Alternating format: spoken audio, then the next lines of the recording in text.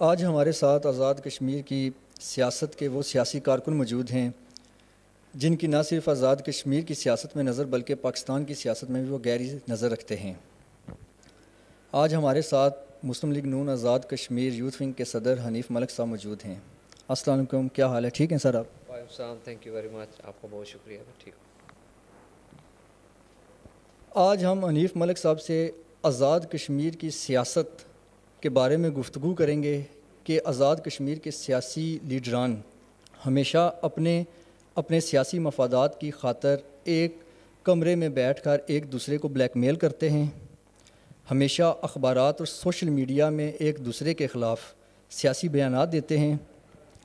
مگر اس کی کیا وجہ ہے کہ جو لوگ ہمیشہ عوام کے تحفظ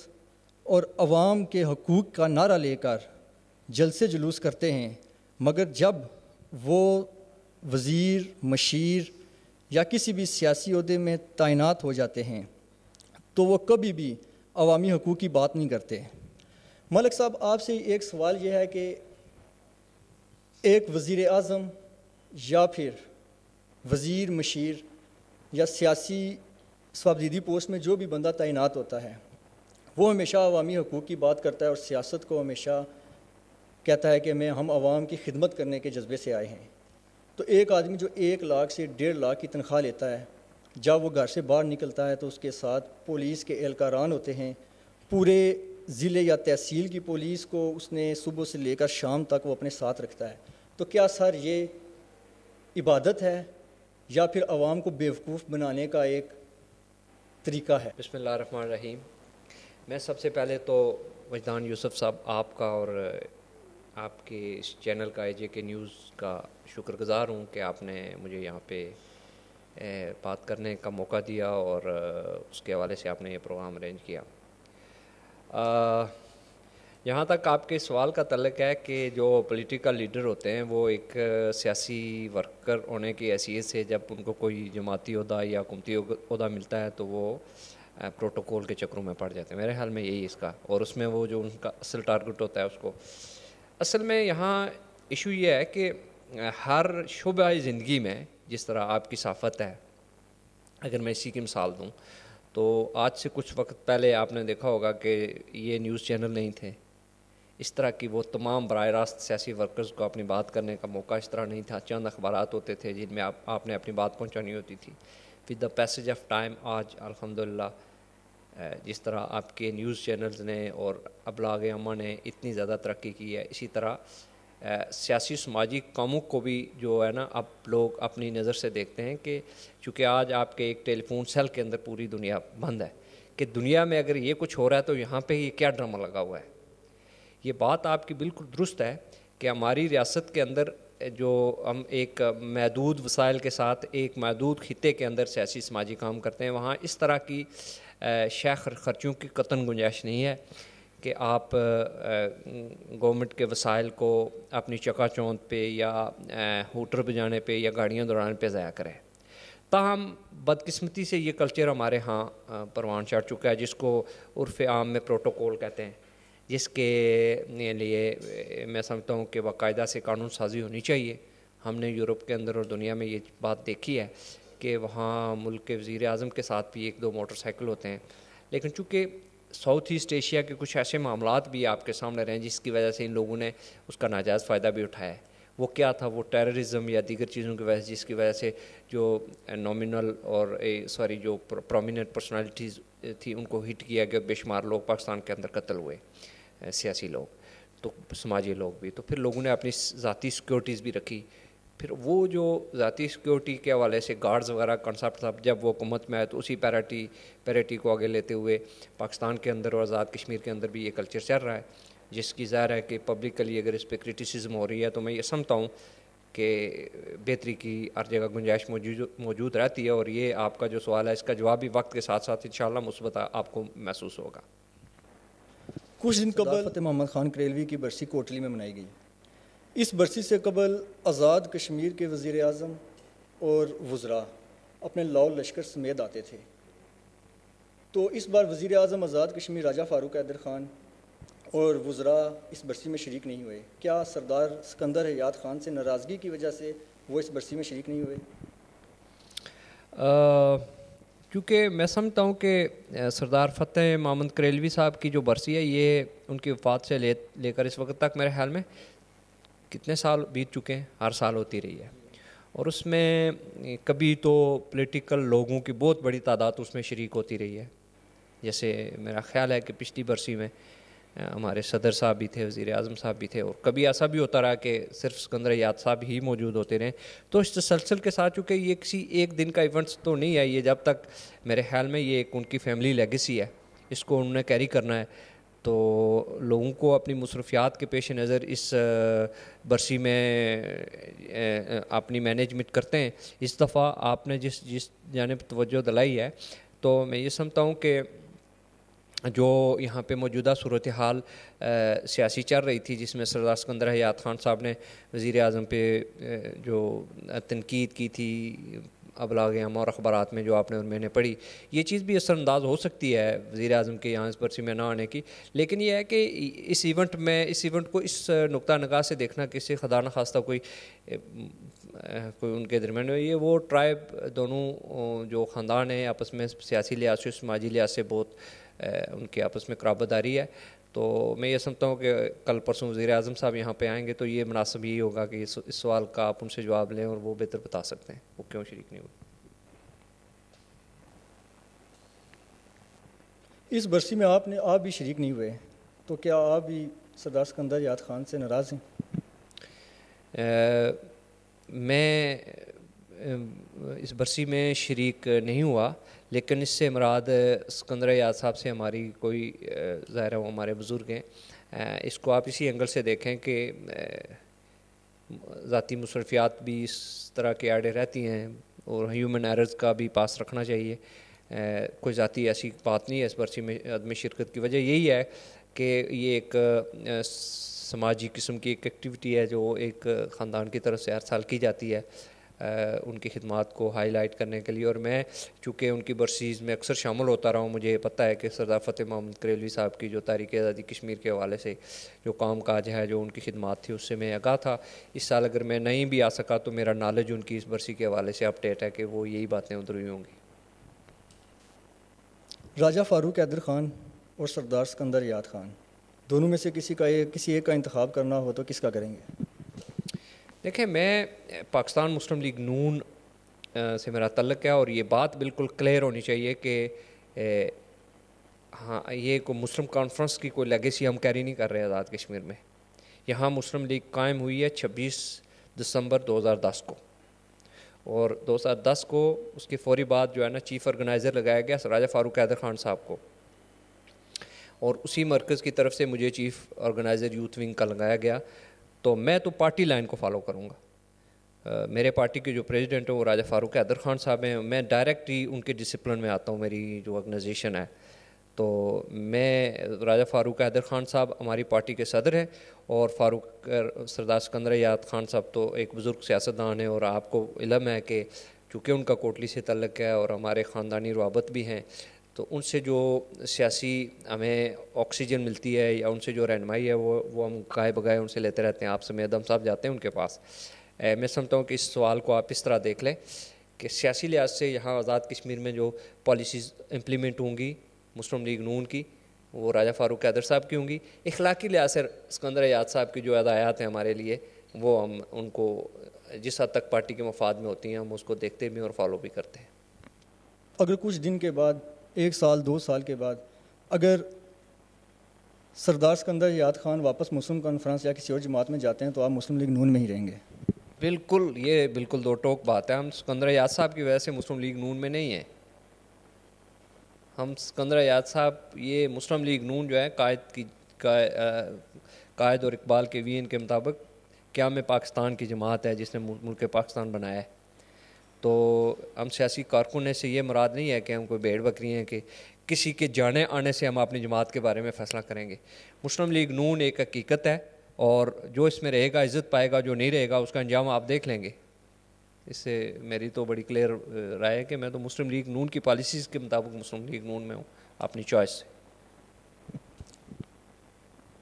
ایک ریاستی اخبارات میں سردار سکندر یاد خان کا انٹرویو جس میں انہوں نے میاں نواز شریف کو 4 مرتبہ غدار کہا، اور پھر اگلے دن انہوں نے کچھ صحافیوں کے سامنے اس بیان کی تردید کی، اس بارے آپ کا کیا موقف ہے؟ میرا تو بڑا کلیئر موقف ہے، میں نے اپنا موقف اخبارات میں دے دیا تھا۔ بالکل آپ کی بات درست ہے کہ سردار سکندر یاد خان صاحب نے یہ کہا ہے کہ میں نے اس کی تردید کی ہے، کہ میں نے یہ بات نہیں کی ہے، لیکن یہ بات اس طرح ختم ہونے والی نہیں ہے۔ سردار سکندر یاد خان صاحب جس قد و کاٹ اور پوسچر کے آدمی ہیں، ان کے نام سے منسوب میں یا آپ کو یہ بات لگائیں تو ایک الگ بات، ایک بڑے اخبار میں، ریاستی اخبارات میں یہ بات چھپی ہے، ان کو اس کے خلاف قانونی کارروائی کرنی چاہیے۔ تردیدی بیانات سے اس بات کی حقیقت کو جھٹلایا نہیں جا سکتا کہ انہوں نے قائد جماعت کے بارے میں جو باتیں کی ہیں، اب انہوں نے یہ کہا ہے کہ میں نے نہیں کی ہیں، تو میرا غالب گمان ہے کہ جو باتیں وہ کہتے ہیں وہ ہمارے بزرگ سچ کہتے ہوں گے، لیکن انہیں چاہیے یہ کہ اس معاملے میں یہ جو جموں کشمیر ہمارا ریاستی اخبار ہے جس میں انہوں نے اپنا انٹرویو دیا، پورا آپ نے بھی پڑھا ہوگا، میں نے بھی دیکھا ہے، وہ اس کے خلاف قانونی کارروائی کرنی چاہیے، چونکہ اس ادارے نے ان کی اس بات کو ماننے سے انکار کر دیا ہے، انہوں نے کہا جی یہ باتیں انہوں نے کی ہیں۔ تو اب سردار سکندر یاد صاحب کی جو پوزیشن ہے وہ یہ پوزیشن نہیں ہے کہ کسی کامن آدمی نے یہ بات کی ہے، وہ 2 دفعہ ملک کے وزیر اعظم رہے ہیں، وہ 2 دفعہ صدر رہے ہیں، وہ PNA کے جنرل سیکرٹری رہے ہیں، بڑی کاٹ کے شخصیت ہیں جن کو آزاد کشمیر و پاکستان میں لوگ جانتے ہیں، ان کے نام سے ایک بات منسوب ہوئی ہو اور پھر وہ اخبار بھی یہ کہے جی کہ انہوں نے یہ باتیں کی ہیں، تو اب دودھ کا دودھ اور پانی کا پانی ہونا چاہیے، اور وہ اسی صورت میں ہوگا کہ اس کے خلاف قانونی کارروائی ہو اس اخبار کے خلاف، تاکہ ہمیں پتہ چلے کہ واقعی بات سکندر یاد صاحب نے نہیں کی ہے۔ وزیر اعظم آزاد کشمیر راجہ فاروق حیدر خان نے ایک انٹرویو کے دوران کہا کہ میں کبھی بھی اب سالار ہاؤس کا منہ نہیں دیکھوں گا، تو وہ ایک 2 دن میں کوٹھی تشریف لا رہے ہیں، تو کیا وہ سردار سکندر یاد خان کے گھر جائیں گے؟ دیکھیں بات یہ ہے کہ ہماری بدقسمتی یہ ہے کہ ہم جو پولیٹیکل لوگ ہیں، ہم جماعت کی مضبوطی سے زیادہ ذاتی تعلقات کو اہمیت دیتے ہیں، یہ نہیں ہونا چاہیے۔ پارٹی جو ہے وہ اسی کی وجہ سے ہم سب باعزت ہیں، آپ بھی میرے پاس آتے ہیں، ہم باتیں کرتے ہیں۔ جہاں تک وزیر اعظم صاحب کی اس بیان کا تعلق ہے کہ وہ کبھی بھی سالار ہاؤس نہیں جائیں گے، میں یہ سمجھتا ہوں کہ یہ ایک پولیٹیکل سٹیٹمنٹ ہے، دنیا میں کوئی بھی، خاص کر کے پالیٹکس میں کبھی دروازے بند نہیں ہوتے۔ سردار سکندر یاد خان صاحب ہماری پارٹی کے بڑے ہیں، ہاں ان کو یہ بات ان سے ضرور کلیئر کرنی چاہیے کہ وہ جب یہ بیان دیتے ہیں کہ میرا مسلم لیگ نون سے تعلق ہی نہیں ہے، میرے پاس کوئی جماعتی عہدہ نہیں ہے، میں پارٹی کے پریزیڈنٹ جو راجہ فاروق حیدر صاحب ہیں ان کے بارے میں ان کا کہنا ہے کہ وہ جماعتی لحاظ سے بھی اور وزیر اعظم کے طور پر بھی ناکام اور نائل ہیں، یہ وہ باتیں ہیں جس کی وجہ سے اوور آل ہماری پارٹی کو جو سیٹ بیک ہوا ہے، حالانکہ یہ باتیں بالکل بڑی واضح ہیں کہ اتنا کسی گورنمنٹ کے دور میں کام نہیں ہوا کہ آپ کا آپ دیکھیں 13ویں ترمیم خاص کر کے جس میں کشمیریوں کو آن بورڈ کیا گیا، اور اس میں آپ دیکھیں آپ کا NTS کا سسٹم دیکھیں، آپ کی ہیلتھ کی سروسز، ایمرجنسی سروسز دیکھیں، قادیانیوں کو بالخصوص جو اقلیت کا درجہ دینے کی اسمبلی کے اندر جو معاملات ہیں ان کو دیکھیں، پبلک سروس کمیشن کو ایک خود مختار ادارہ بنا کے غریب کے بچے کو جو ہے نا ملک کے اعلیٰ ترین عہدے پر پہنچانے کے عمل کو دیکھ لیں، یہ تمام چیزیں اس حکومت کے دور میں ہوئی ہیں نا۔ اب ان باتوں کا سوال ہمارے وزیر اعظم صاحب کو لینا چاہیے سردار سکندر یاد صاحب سے کہ کیا یہ قابلیت کی باتیں ہیں یا نالائکی کی باتیں ہیں؟ اگر یہ نالائکی کی باتیں ہیں تو پھر ہمیں بھی یہ کہنا چاہیے ہماری گورنمنٹ نے یہ اچھے کام نہیں کیے، ہم تو ان باتوں کے راوی ہیں، ہم آپ کو اور پبلک کو یہ بات بتا رہے ہیں جی کہ ہماری پارٹی نے یہ کام کیا ہے، تو ہمارے پارٹی کے بزرگ یہ کہتے ہیں کہ وہ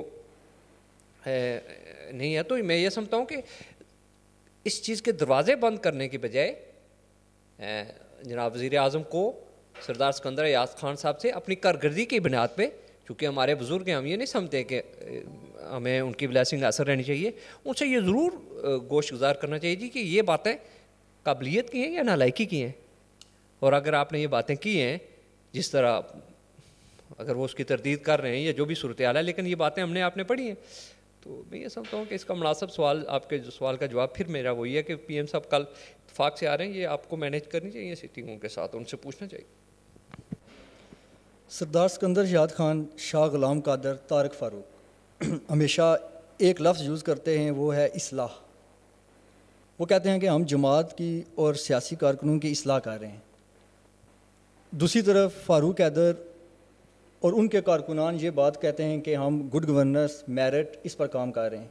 تو وہ کس اصلاح کی بات کرتے ہیں؟ دیکھیں، اصلاح کا عمل تو ہر جگہ اس کی گنجائش موجود رہتی ہے۔ میں اگر یہ کہوں کہ یہ سردار سکندر یاسر خان صاحب کی یا پارٹی کے جن سینئرز کی آپ نے بات کی ہے ان کی بات میں کوئی وزن نہیں ہے، تو یہ بات مناسب نہیں ہے۔ اصلاح کا عمل ہونا چاہیے۔ غلطیاں، خامیاں پارٹی کے اندر موجود ہیں، بہت شدید قسم کے معاملات سے مجھے بھی تحفظات ہیں، لیکن بات یہ ہے کہ جب آپ کے پارٹی کے پلیٹ فارم آپ کے پاس موجود ہے، وہ اگر ناقابل اصلاح اسی صورت میں آپ اس کو کہہ سکتے ہیں کہ جب پارٹی کے پلیٹ فارم کے اوپر یہ چیزیں اٹھائی گئی ہوں کہ یہ چیزیں حل طلب ہیں۔ میں پارٹی کی جنرل کونسل کا ممبر ہوں، ہر جگہ میٹنگز میں بیٹھتا ہوں، یہ چیزیں وہاں کہیں نہ ڈسکس ہوئی ہیں نہ اٹھائی گئی ہیں۔ اٹھانے کے بعد اگر یہ چیزیں حل نہ ہوتی تو پھر یہ میڈیا میں جاتی، پریس میں جاتی تو اچھی بات تھی۔ اب گھر کی باتیں اگر ہم نے پبلک کر ہی دی ہیں، دیوار پہ لکھی دی ہیں، تو میں یہ سمجھتا ہوں کہ یہ بھی میں آپ کے سوال کا بھی میں اس موقع پر یہی جواب دینا مناسب سمجھوں گا کہ میں اس میں مزید اس تماشے کا حصہ نہیں بننا چاہ رہا۔ میں یہ چاہوں گا کہ یہ باتیں بھی پارٹی پلیٹ فارم پہ ہوں، تو میں آپ کی طرح کے یہ سوال پارٹی لیڈرشپ کے سامنے رکھوں گا کہ ہم کارکنوں کو آپ کی وجہ سے کس طرح کے سوالوں کا سامنا کرنا پڑتا ہے، جس کا ہمارے پاس جواب نہیں ہے۔ آپ بتائیں، ہم اگر آئندہ کو ہو تو ہم آپ کے ان سوالوں کا ان کو کیا جواب دیں؟ دیکھیں، میں ایک ونگ کا صدر ہوں پارٹی کے، جو ڈویژن آف لیبر ہے اس میں یوتھ ونگ کا پریزیڈنٹ ہوں۔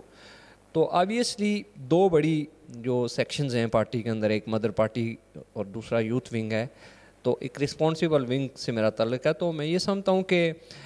یقینی بات ہے کہ پارٹی کے پروسیجر کے اندر، پروسیس کے اندر میری بھی جو الٹیمیٹ خدمات ہوں گی وہ پارٹی کی مین سٹریم میں جا کے ہوں گی،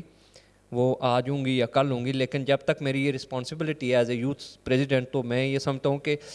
مجھے اپنی ہی اس ڈومین کے اندر ایک بات کرنی چاہیے کہ میری پوزیشن کیا اور میری بات کی سگنیفیکنسی کیا ہے۔ تو میں یہ سمجھتا ہوں کہ ہر سیاسی ورکر کو اس پروسیجر سے گزر کے اوپر جانا چاہیے، چونکہ مجھے بڑا ایکسپیرینس ہوا ہے جماعت کو آرگنائز کرنے کا، یوتھ کو آرگنائز کرنے کا پوری دنیا کے اندر اور ماجرین جموں کشمیر کے اندر، ریاست کے اندر تمام لیگ کے نوجوانوں کو میں نے پلیٹ فارم پہ جمع کیا ہے، اور آج الحمدللہ یوتھ کی ایک مؤثر لیڈرشپ جو ہے نا پارٹی کی موجود ہے، جو بات بھی کرتی ہے اور اس کی بات کو سنا بھی جاتا ہے۔ تو اس پروسیجر کے اندر آگے جو پارٹی میری ذمہ داری لگائے گی، میں انشاءاللہ اس کے مطابق اپنا کردار ادا کروں گا۔ کوٹلی کی تعمیر و ترقی کے حوالے سے اگر بات کی جائے تو میں سمجھتا ہوں کہ اس وقت آزاد کشمیر کا سب سے بڑا ضلع کوٹلی ہے،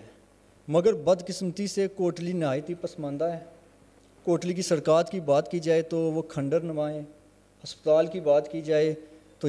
وہاں مریض رلتے ہیں، پانی کی بات کی جائے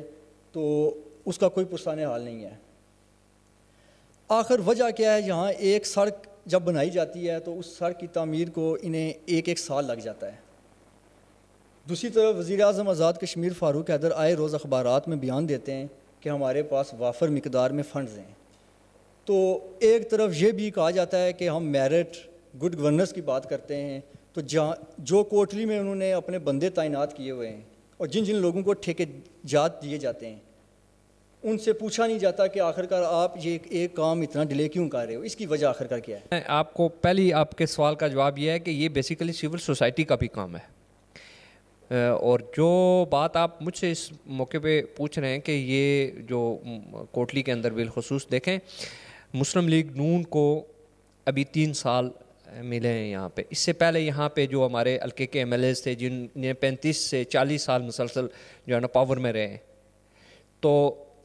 دیکھنا یہ ہے کہ انہوں نے کون سی ایسی اس ضلع کے لیے، بالخصوص میں اس حلقہ کوٹلی کی بات کرتا ہوں، کہ اس کی تعمیر و ترقی کے حوالے سے ایک سائڈ تعمیر و ترقی سے ہماری مراد ہم لوگوں نے صرف سڑکیں بنا لی ہیں۔ میں یہ سمجھتا ہوں کہ کوئی ایسی سوچ اور تھاٹ انہوں نے پروموٹ کیا جس سے ہم یہ کہہ سکیں کہ آج یہاں پہ کوئی ایجوکیشن کا ماحول ہے، یہاں ہم یہ کہہ سکیں کہ علم و ادب کا کوئی ماحول ہے جس کی سرپرستی ہوئی ہے۔ یہاں پہ کن چیزوں کی سرپرستی ہوتی رہی ہے؟ آپ جب یہ کوشچن اٹھاتے ہیں تو ہم ان باتوں پہ سوچنے پہ مجبور ہوتے ہیں کہ آخر کیا کوٹلی کے اندر پڑھے لکھے لوگ نہیں ہیں؟ کیا کوٹلی کے اندر میڈیا آزاد نہیں ہے؟ یہ ساری چیزیں موجود ہیں. لیکن ہوا کیا کہ ہمارے جو یہاں پہ منتخب نمائندے رہے ہیں جن کو ہم نے گزشتہ 35-40 سال سے ووٹ دے کے یہاں بھی، انہوں نے کوٹلی کی تعمیر و ترقی تو درکنار یہاں پہ کوئی سیاسی سماجی اپ ریزنگ کی کسی تحریک کو بھی کبھی اٹھنے نہیں دیا. الٹیمیٹلی سوسائٹی پسماندگی کی طرف چلی گئی اور گلے گلزاری و شکایات کی حد تک ہم نے اپنی ذمہ داری، جیسے آپ ابھی مجھ سے پوچھ رہے ہیں. میں یہ سمجھتا ہوں کہ گورنمنٹ کوئی بھی ہو، چاہے مسلم لیگ کی ہو یا کوئی اور ہو، یہ جو ایسٹس ہیں یہ آپ کے اور میرے ہیں، ہمارے ٹیکسوں سے بنتے ہیں. اس میں کوئی بندہ اگر یہاں پہ کوئی ڈپارٹمنٹ یا کوئی فرد واحد یہاں پہ پبلک پراپرٹی کو ڈیمیج کر رہا ہے تو یہ صرف اکیلے آپ کی یا میری یا ایم ایل ایز کی بات نہیں ہے. میں یہ سمجھتا ہوں کہ سول سوسائٹی کو یہاں اپنا رول ادا کرنا چاہیے، اس کو زیادہ ووکل ہونا چاہیے، اور ووکل اس طرح ہو کہ آپ کی یہ باتیں صرف ملک حنیف کے منہ سے نکلی ہوئی نہ ہوں بلکہ ہر منہ کے اندر آپ کی بات ہو، اور یہ بات گورنمنٹ تک بھی جائے کہ یہ بات اس طرح ہے. پبلک فنڈز میں یہ معاملات ہیں جس کی وجہ سے ناقص تعمیر کی وجہ سے پبلک فنڈز بھی ضائع ہو رہے ہیں، اور لوگوں کی جب یہاں پہ دیکھیں کوٹلی کے اندر یہ جو ڈرگ کے لوگ ہیں، یہ جو ڈرگ پیتے ہیں اور یہ ڈرگ بیچتے ہیں، کیا یہاں اس کا علم نہیں ہے؟ یہ نہیں پتہ کہ یہ کس کی پروٹیکشن میں یہ لوگ اتنے پھلے پھولے ہیں اور آج اس حد تک منہ زور ہیں کہ میں اور آپ ان کا کچھ بگاڑ نہیں سکتے؟ یہ چیزیں ساری آپ کی اور میری سوچنے کی بھی ہیں، اور اس میں ہر ایک بندے کی ذمہ داری اپنے سر لینے کی بھی ہیں. وگرنہ یہ ہم ایک دوسرے پہ ڈالیں گے، یہ میں نہیں سمجھتا کہ اکیلے گورنمنٹ کو یہ کام کر سکتی ہے. جب تک سول سوسائٹی اور آپ کے جو لوگ پریس کے لوگ ہیں یہ جو ناقدین کا رول چھوڑ کے اصلاح کے پہلو پہ ایک برین سٹارمنگ کریں اور اس میں سب لوگوں کی رائے لے کے ایک ایسا جوائنٹ وینچر ڈیولپ کریں جس کی بنیاد پر ایک بات جب ہو تو وہ اس حد تک سنی جائے کہ اس کے بغیر چارہ نہ رہے، کہ اس کے بعد اگلے نتائج سے وہ خود واقف ہو جائیں کہ کیا ہوگا. میں تو سمجھتا ہوں کہ اس کی بڑی یہاں پہ بڑی اشد ضرورت ہے، اور یہ اس طرح کا سیٹ اپ بھی ہونا چاہیے. آپ نے کہا کہ اس حوالے سے سول سوسائٹی اور صحافیوں کو کردار ادا کرنا چاہیے. تو سر آپ کی اطلاع کے لیے سول سوسائٹی بھی اپنا کردار ادا کر رہی ہے اور صحافی بھی اپنا کردار ادا کر رہے ہیں، مگر جو لوگ ووٹ لے کر اسمبلی تک پہنچتے ہیں امپلیمنٹ ان لوگوں کو کرنا ہوتا ہے. تو ہمیں دور دور تک آپ کے سامنے کوٹلی کی سڑکات ہیں، 6-7 مہینے قبل انہوں نے سڑکیں اکھاڑی، لوگوں کے بزنس تباہ ہو چکے تھے. یہ ہائی وے آپ کے سامنے ہے، یہ بھی کم از کم 1 سال ہو چکا ہے اسے اکھاڑے ہوئے، اب جا کر یہ بن رہی ہے. اور اگر ہم اس کا میٹیریل چیک کریں تو یہ 1-2 ماہ کے بعد یہ دوبارہ اس میں کھڈے پڑ جائیں گے. تو آپ مسلم لیگ نون آزاد کشمیر یوتھ ونگ کے صدر ہیں، آپ ایک سیاسی کارکن ہیں، آپ کا ایک اپنا مقام ہے. تو آخر کار آپ لوگ وزیر اعظم آزاد کشمیر راجہ فاروق حیدر خان کی طرف یہ توجہ مبذول کیوں نہیں کراتے کہ یہاں ایک پروجیکٹ کو 1 سال لگ جاتا ہے، عوام کھجل ہوتے ہیں، عوام زیادہ سے زیادہ ایک احتجاج کر سکتی ہے، صافی قلم سے لکھ سکتا ہے، مگر جو آگے اسمبلی میں لوگ بیٹھے ہوئے ہیں انہیں بھی اتنا اہل دانش ہونا چاہیے کہ جب کوئی صحافی لکھتا ہے تو وہ ایک ناقد کی نہیں بلکہ ایک اصلاح کے طور پر ایک چیز لکھ رہا ہوتا ہے. جی ٹھیک بات آپ نے کہی ہے. میرا مقصد یہ نہیں ہے کہ یہاں پہ کوٹلی کا جو ہمارا میڈیا ہے، جو ہمارے اخبارات جرائد سے جو منسلک لوگ ہیں وہ اپنا کردار ادا نہیں کر رہے. میں یہ آپ کو ایک براڈر پرسپیکٹس میں یہ بتانا چاہ رہا تھا کہ دراصل یہ انڈیویجولس کا کام نہیں ہے. اس کو ہم نے collectively across the board politics سے بالا ہو کے ذات برادریوں سے باہر نکل کے اس چیز کو ہم نے دیکھنا ہے کہ آخر ہمارے ملک کے وسائل کیوں ضائع ہوتے ہیں، جن کی نشاندہی بھی ہم کر رہے ہیں، ہماری آنکھوں کے سامنے بھی سب کچھ ہو رہا ہے. تو یہ بالکل میں وزیر اعظم صاحب کے نوٹس میں یہ بات لاؤں گا. ابھی وہ کل کوٹلی کے 2-3 دن کے دورہ پہ ہیں، میں اس دورانیہ میں ان سے یہ بات بالکل اٹھاؤں گا کہ یہ کوٹلی کے اندر جو آپ کی جو کاوشیں ہیں بالخصوص تعمیر و ترقی کے حوالے سے، شہرات کی تعمیر کے حوالے سے، اس کے حوالے سے لوگوں کے جو کنسرن ہیں اس پہ توجہ دینے کی ضرورت ہے، تاکہ یہ چیز بھی جس طرح دیگر آپ کے اقدامات کو نیشنل لیول پہ تمام جماعتیں اپریشیٹ کر رہی ہیں، یہ بھی چیز آپ کے اکاؤنٹ میں جائے کہ جو تعمیر و ترقی کا کام ہے اس میں جو اکاؤنٹیبلٹی کا پروسیجر ہے وہ اڈاپٹ کیا گیا ہے. یہ کریں گے بات ہم انشاءاللہ. کوٹلی کی تعمیر و ترقی کے حوالے سے جب بات کی جائے تو ہمیشہ یہ کہا جاتا ہے کہ ہمیں 3 سال ہوئے ہیں، ایک شخص کو 35 سال ہوئے ہیں، اس نے کیا کیا. تو سر دیکھنا یہ ہے کہ 3 سال 1 سال میں 12 مہینے ہوتے ہیں اور 36 مہینے بنتے ہیں، تو کیا 36 مہینے کام کرنے کے لیے کافی نہیں ہے؟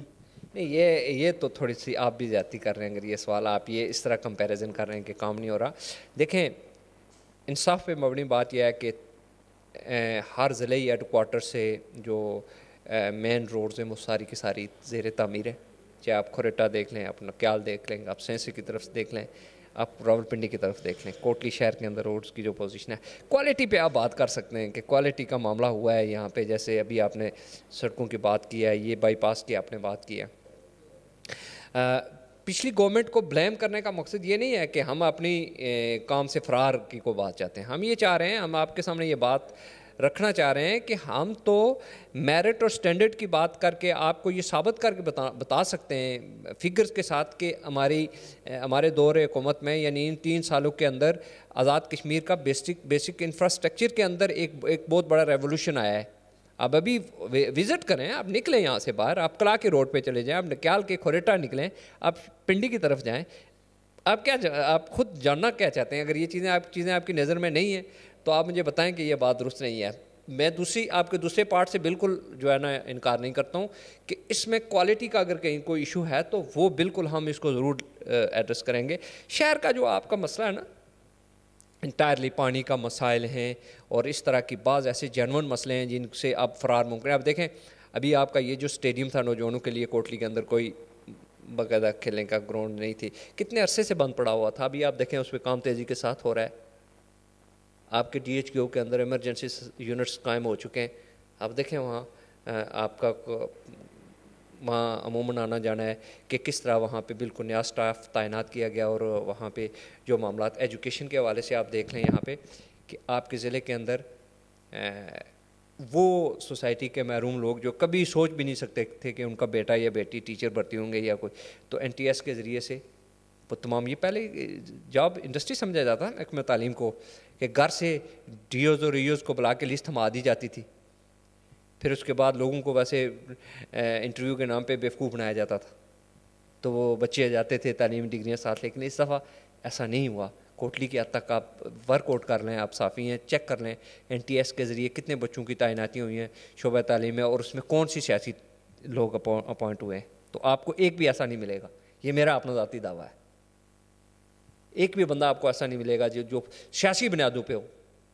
قابلیت کی بنیاد پہ اگر کسی کا آپ کا میرا کوئی عزیز اگر آگے آیا ہے تو وہ اس کا رائٹ ہے جس طرح عام شہری کا ہے.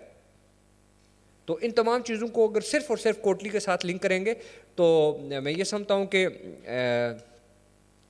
جو کوٹلی کے اندر آپ نے کہا ہے کہ مخصوص برادری کے لوگ جو ہے نا تعینات ہیں اور ایڈمنسٹریٹو پوسٹوں کے اوپر ہیں، آپ نے اپنے پہلے سوال کے اندر یہ پوچھا تھا. تو یہ چیزیں ہم بھی سنتے ہیں لوگوں کی، یہ باتیں جو ہے نا ان کی وجہ سے جو میں سمجھتا ہوں کہ چیزیں پیدا ہو رہی ہیں، ان کو بھی انشاءاللہ پارٹی لیول پہ ڈسکس کریں گے، پارٹی لیڈرشپ کی نوٹس میں لائیں گے یہ باتیں. بلا شبہ نکیال، کھریٹا، سینسا کی سڑکات بن رہی ہیں، مگر سر جب سڑکیں 1 2 کروڑ 3 کروڑ روپیہ ان سڑکوں پر لگ گیا تو اس کے بعد وزیر اعظم صاحب یا کوئی اور وزیر وغیرہ آ کر وہ کوالٹی چیک کریں پھر انہیں اکھاڑا جائے، تو کیا سر یہ حماقت نہیں ہے؟ تو کیوں نہ ہم پہلے ہی اس وزیر اعظم صاحب یہاں پہ آئیں، اس کوالٹی کو چیک کریں، تھوڑی بہت ہی جب سڑک بنتی ہے اسے چیک کیا جائے کوالٹی کو، تو اس پر وہ پھر ایک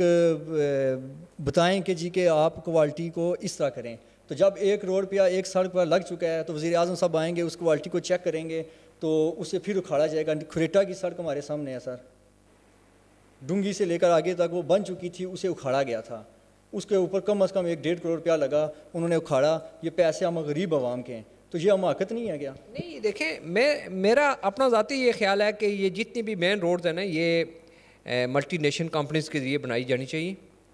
یا بڑی جو سڑکیں بنانے والی کمپنیز ہیں ان کو دینی چاہیے. اس میں جو ہم لوکل مینجمنٹ کرتے ہیں، جی ٹینڈرنگ یہاں پہ ہوگی، ہمارے ٹھیکدار ہیں، ان کے پاس نہ مشینری ہوتی ہے نہ سسٹم ہے نہ کوئی ایسی جس کی وجہ سے آپ کی روڈ کی کوالٹی. یہ انہوں نے کچھ ایفرٹس کی تھی کہ یہ ایک کہہ رہے تھے جی کہ کوئی بڑی کمپنی ہے جس کو اولاد سے یہ سینسا اور پھر ابھی وہ کھریٹا، لیکن اس کی جو کارگزاری ہے وہ آپ کے سامنے ہے جس کا بھی آپ ذکر کر رہے ہیں. تو میں یہ سمجھتا ہوں کہ ایک ایسی تحریک ہونی چاہیے کہ ایٹ لیسٹ جو مین روڈز ہیں ان کو جیسے WFO ہے، بڑی کمپنیز ہیں، ان کو دے کے ایک دفعہ ان سڑکوں کو بہترین طریقے سے تعمیر کر لیا جائے اور اس سٹینڈرڈ کو معیار مینٹین کرنے کے لیے یہ جو ہمارے ٹھیکیدار ہیں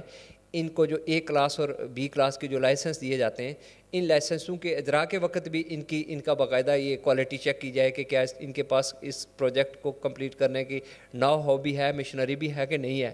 تو یہ بیسک چیزیں اصل میں وہ ڈپارٹمنٹ کے اندر چلی جاتی ہیں نا جو وہ یہاں پہ چل رہی ہیں عرصے دراز سے، اسی کی بنیاد پہ یہ لوگ ٹھیکے لیتے ہیں، پھر اسی بنیاد پہ آگے جو کام چل رہے ہیں جس پوزیشن میں آپ کو پتہ ہی ہے کہ یہاں پہ کیسے کام مینیج ہوتے ہیں. تو وہ چیزیں میں سمجھتا ہوں بہتری کی اس میں گنجائش ہے، اور آپ نے جو توجہ دلا رہے ہیں اس پہ انشاءاللہ اس پہ کوشش کی جا سکتی ہے کہ اس کو بہتر کیا جائے. الیکشن سے قبل راجہ فاروق حیدر خان نے تتاپانی کا رخ کیا، وہاں ایک بہت بڑا جلسہ کیا اور جلسے میں وعدہ کیا گیا کہ تتاپانی کو سب ڈویژن بنایا جائے گا. اور اس کے بعد جب موصوف وزیر اعظم بنے وہاں آ کر انہوں نے کہا جی کہ کچھ دن کے بعد باقاعدہ نوٹیفیکیشن ہو جائے گا، اور وہ عوام آج تک اس نوٹیفیکیشن کو سر دیکھ رہی ہے. یہ الیکشن کے بعد کی بات ہے. یہ جو انہوں نے جب وہ آئے تھے تتاپانی تو وہاں انہوں نے وعدہ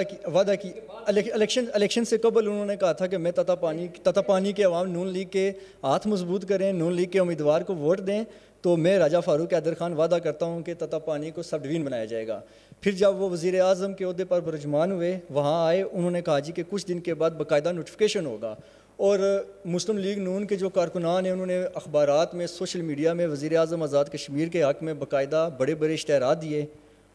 اخباری بیانات جاری کیے، لیکن بیچارے عوام آج بھی وزیر اعظم آزاد کشمیر کی راہ دیکھ رہے ہیں کہ کب موصوف آئیں گے اور اپنا وعدہ پورا کریں گے. تو کیا سر جو آدمی عوام کے حقوق مال جان کا محافظ ہے وہ صرف چند ووٹ کی خاطر لوگوں کے اعتماد کو اتنی جلدی ٹھیس پہنچا دیتا ہے؟ کیا کہیں گے آپ؟ اگر آپ کے لوگوں کو جو ہے نا پولیٹیکل نہ ہونا کہ ہم نے ووٹ کس کو دینے ہیں اور کون سا نمائندہ منتخب کرنا ہے اور اس کو میرٹ کی بنیاد پر دینا ہے، اور اس میں ذات برادری کو نہیں دیکھنا، اور اس میں ہم نے یہ دیکھنا ہے کہ اس بندے کا مورل کریکٹر کیا ہے، یہ بندہ کیا ہمارے لیے ڈیلیور کر سکتا ہے، تو پھر آپ کے بہت سارے سوالوں کا جواب اس میں آ جاتا ہے. لیکن مسئلہ یہ ہے کہ ہم یہاں پہ ووٹ اور یہ تمام چیزیں ہم نے مشروط کر رکھی ہیں ان چیزوں کے ساتھ، ذاتی تعلق واسطوں پہ، برادری پہ، قبیلے پہ، دونس دندری پہ. یہاں پہ بات چلتی ہے وہاں پہ پولنگ اسٹیشن کی اسکیمیں بنائی جاتی ہیں کہ یہاں پہ کس طرح دندلی کرائی جائے گی، کیا ڈالا جائے گا، کیا نکالا جائے گا. یہ طریقہ ہمارا ہے. تو مردوں کو ووٹ ڈلواتے ہیں، اور جو لوگ آپ کے ملک سے باہر ہیں ان کے لیے ایک عورت کے 20 ہم خامند بنوا کے اس سے جال سازی کرواتے ہیں. یہ باتیں ہوتی ہیں. ایک پولیس اسٹیشن دنیا اس دوسرے کے خامند بن کے اس سے ووٹ ڈلاتے ہیں. کوئی اخلاقی ایتھکس، کوئی ایسی مورالٹیز جن کی بنیاد پر ہم اپنا نمائندہ منتخب کرتے ہیں اگر وہ ان علائشوں سے پاک ہو تو پھر میں یہ کہوں کہ آپ نے یہ کہا کہ کیا ایک سیاسی بندے کو یوں کرنا چاہیے. تو ظاہر ہے کہ اسی کچھے چھٹے کا حصہ ہے ہم سب لوگ. تو مناسب یہی ہوگا کہ یہ آپ 3-4 اور سوال کے ساتھ یہ سوال بھی ایڈ کریں، اور یہ پرائم منسٹر صاحب آئیں گے کل پرسوں اور آپ ان سے یہ بات پوچھیں. آپ نے کہا کہ 2011 میں میں سماجی کارکن تھا اور مجھے باقاعدہ طور پارٹی میں شامل کیا گیا اور کہا گیا کہ جی کہ آپ امیدوار ہوں گے. 2016 میں بھی آپ نے یہی کہا، یہی میرے ساتھ ہوا. تو آخر وجہ کیا تھی کہ وہ کون سی قوتیں جنہوں نے آپ کو ٹکٹ دینے میں، آپ کے ٹکٹ میں رکاوٹیں پیدا کی؟ نہیں دیکھیں نا، میں نے آپ سے بالکل صاف بات کی ہے، اور یہ بات آپ جا کے سردار سکندر حیات خان صاحب سے بھی پوچھ سکتے ہیں کہ انہوں نے یہ مجھے بلا کے کہا تھا کہ آپ آئیں اور پارٹی جوائن کریں مسلم لیگ نون کو. میں نے کہا جی میں کس لیے جوائن کروں، مجھے بتائیں آخر آپ کے مجھ سے کیا چاہتے ہیں. انہوں نے کہا جی کہ ہمیں کوٹی حلقہ 1 سے جو ہے نا آپ کو ہم نے الیکشن لڑانا ہے. تو اس کے حوالے سے پھر انہوں نے مجھے ہدایت کی کہ آپ اپنے ماموں اصغر کو لے کے آئیں. میں پھر ان کو لے کے گیا. میں نے کہا جی آپ ذرا سکندر حیات صاحب سے پوچھیں جو کہہ رہے ہیں یہ کیا میں اس قابل ہوں. تو انہوں نے کہا بالکل یہ ہم یہ چاہتے ہیں، ہماری پلاننگ ہے. تو پھر ہوا یہ کہ جیسے ہی میرا وہ یوتھ کے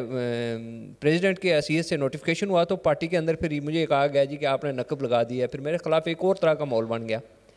مجھے مین سٹریم لائن سے بالکل پیچھے دھکیلنے کی کوشش کی گئی پارٹی کے اندر. یہ تقریباً 3 سال ہم اس جدوجہد میں ہم لگے رہے جی کہ یہ چیز اوور کم ہو. پھر الحمدللہ معاملات یکسو ہوئے، آپ کے علم ہے. 2021 کے لیے کیا لایا عمل ہے؟ اور آپ کے 2011 اور 2016 کے جو ٹکٹ کی بات ہے، کیا اس میں کوئی پیسوں کا لین دین کی بات تھی؟ کہ آپ کو صرف اس وجہ سے آپ کا ٹکٹ کینسل کیا گیا کہ آپ نے پیسے نہیں دیے؟ دیکھیں نا، یہ اصل میں مسئلہ یہ ہے، میں ایسی کوئی بات نہیں اٹھا سکتا کہ کسی نے کسی پیسے لیے یا پیسے نہیں لیے. یہ وہی لوگ اس پہ تبصرہ کر سکتے ہیں جو اس کا کاروبار کرتے ہیں. میں تو بالکل اسٹریٹ فارورڈ مائنڈ رکھتا ہوں. میں یہ سمجھتا ہوں کہ 2011 کے اندر بھی ایک مسلم لیگ نون کی طرف سے میں امیدوار تھا اور ہمارے پاس کوئی کینڈیڈیٹ اس طرح کا نہیں تھا جو جس کو پارٹی لیڈرشپ کی طرف سے بلیسنگ حاصل ہو میرے علاوہ. جیسے میں نے آپ کو سردار سکندر یار صاحب کی بات بتائی. پھر اچانک سے ملک سلیم صاحب کو پارٹی کے اندر لایا گیا. اور میں یہ آپ کو ابھی بھی کہتا ہوں کہ اگر آپ ملک سلیم صاحب سے پوچھیں کہ آپ کے پاس مسلم لیگ نون کی ممبرشپ ہے تو اگر وہ آپ کو دکھا دیں تو میرا نہیں خیال کہ ان کے پاس ہوگی. تو پھر اس کے بعد پھر ہمارے جو اس وقت موجودہ امیدوار ہیں جنہیں ٹکٹ دیا گیا، پھر ملک یوسف صاحب کو لے آیا گیا 2016 کے انتخابات میں. تو یہ جو تسلسل چلتا رہا ہے اس سے یہ ہوا کہ ہم جو لوگ جنہوں نے مسلم لیگ نون کو پہلے دن سے آزاد کشمیر کے اندر اسٹیبلش کیا اور اپنے لیڈرشپ کی ہدایت کے مطابق کام کیا، سارے معاملات، یہ کسی پہ آسان مندی نہیں ہے. ہم ابھی پارٹی کے اندر ہے، ہم نے اپنے حصے کا جو رسپیکٹ آنر ہے پارٹی کے اندر حاصل کیا ہے. یہ نہیں ہوتا کہ سب کچھ ٹکٹ سے ہی ہوتا ہے، لیکن یہ ہے کہ 2021 میں 2011 اور 16 کی طرح میں انشاءاللہ عزیز زندہ رہا تو میں امیدوار ہوں اور میں پوری کوشش کروں گا کہ میں پارٹی کا اعتماد حاصل کر سکوں اور آپ لوگوں کی خدمت کر سکوں کوٹلی میں. ناظرین، آپ نے حنیف ملک صاحب کی گفتگو سنی. اپنے میزبان وجدان یوسف جنگیال کو کیمرہ مین نعمان احمد نعمان کے ساتھ اجازت دیجیے.